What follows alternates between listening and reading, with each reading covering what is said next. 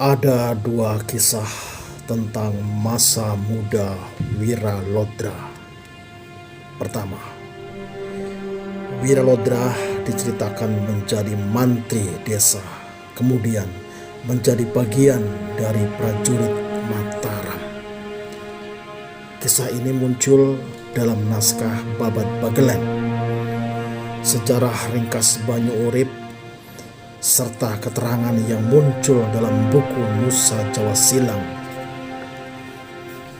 karya Dians Lompat. Kisah ini dimulai ketika Wiralodra bekerja di Kepatihan Mataram pada masa Sultan Agung. Kisah Wiralodra sebagai pemuda Begelen yang kemudian direkrut oleh Mataram.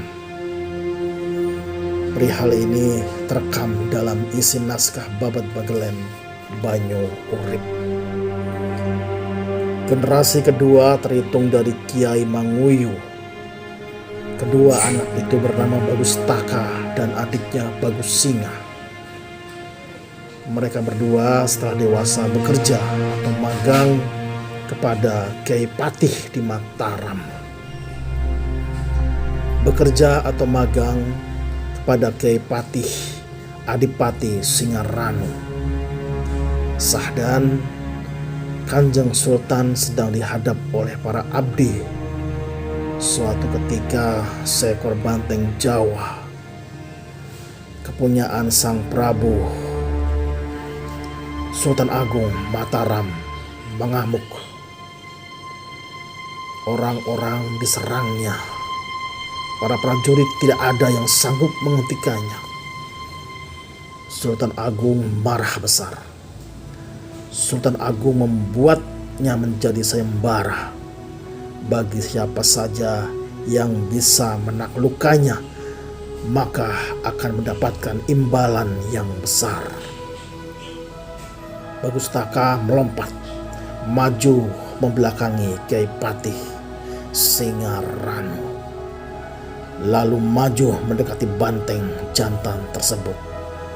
Dia melirik keris Kiai Panubiru yang terselip di pinggangnya. Dalam hatinya ada niatan mau mengambil keris Panubiru untuk dihunuskan ke banteng. Namun itu dianggapnya berlebihan. Bagus Taka menyerang banteng dengan tangan kosong. Banteng ditempeleng hingga jatuh tersungkur, isi kepalanya hancur hingga keluar. Banteng pun mati. Badan Bagus Taka berlumuran darah. Kiai Patih mengetahui dari raut muka Sang Prabu yang sangat marah besar sebab banteng peliharaannya mati. Oleh karenanya Bagus Taka diperintahkan untuk keluar dari arena. Bagus Singa sang adik diperintahkan untuk menggantikannya. Bagus Singa diberi keris sakti bernama Punden Condong, peninggalan leluhur dengan jenis dapur sempana. Gonjo iras pamornya berwarna putih. Tak lama berselang, seekor banteng betina mengamuk lagi. Setelah melihat banteng jantan mati, banteng betina menyerang liar ke sana kemari. Bagus Singa pun diseruduknya, namun tidak mengenainya. Bagus Singa bergerak lebih cepat seperti burung perenjak. Sang Prabu begitu menikmati pertarungan antara Bagus Singa dan banteng betina tersebut. Bagus Singa mengeluarkan senjata keris Punden Condong. Saat banteng menyeruduk, ia menunduk lalu mengangkat kaki banteng dan menghunuskan keris ke pusar banteng. Banteng pun mati dengan posisi terangkat berdiri. Banteng direbahkan, Bagus Singa berlumuran darah. Penonton sorak-sorai mengagumi kehebatan Bagus Singa. Sejak saat itu Bagus Singa dikenal luas. Sama halnya dengan Bagustaka sang kakak, menjadi terkenal sejak menempeleng seekor banteng hingga mati. Masyarakat dibuat penasaran dengan asal-usul kedua pemuda itu yang memiliki kekuatan luar biasa. Orang-orang mengira mereka berasal dari keluarga petapa, bukan sembarangan orang. Sang Prabu memerintahkan utusannya untuk memanggil dua pemuda itu. Kakak beradik itu menghadap Sang Prabu. Sang Prabu menanyakan asal-usulnya. Bagustaka menjelaskan bahwa dirinya berasal dari Banyu Urip. Sementara Bagus Singa yang duduk di belakangnya adalah adiknya.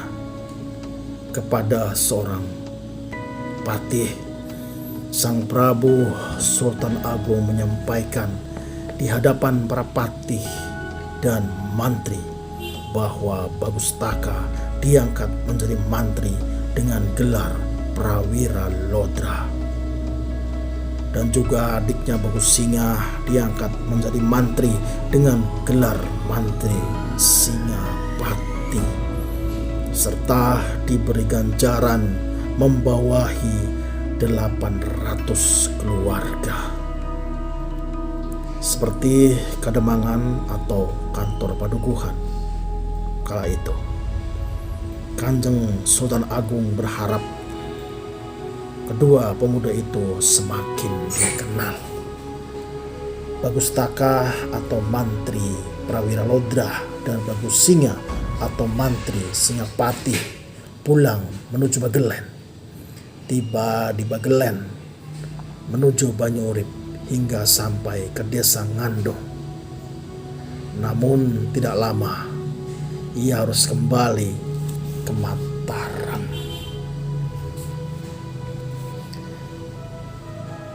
Saat ini Bagelen dan Banyu Urip menjadi kecamatan di bawah Kabupaten Purworejo, sedangkan desa Ngandong terletak di Kecamatan Tutuh. Bagelen terkenal dengan para kentol atau jawara-jawaranya. Keahlian dan keterampilan mereka pernah dimanfaatkan dalam pasukan militer sejak era Kerajaan Majapahit, Demak, dan Pajang. Pemanfaatan para kentol berlanjut hingga ke era Kerajaan Mataram Islam, bahkan sampai Pangeran Diponegoro menggunakan daerah Kedu sebagai basis pertahanannya. Masuknya Wiralodra dalam barisan militer Kerajaan Mataram menurut Babad Bagelen karena Wiralodra merupakan putra Banyu Urip yang lahir dari keturunan bangsawan Majapahit. Hal ini dibuktikan dengan adanya jalinan yang kuat antara Ki Wunut, kakek Wiralodra, dengan Patih Mataram, Tumenggung Singaranu.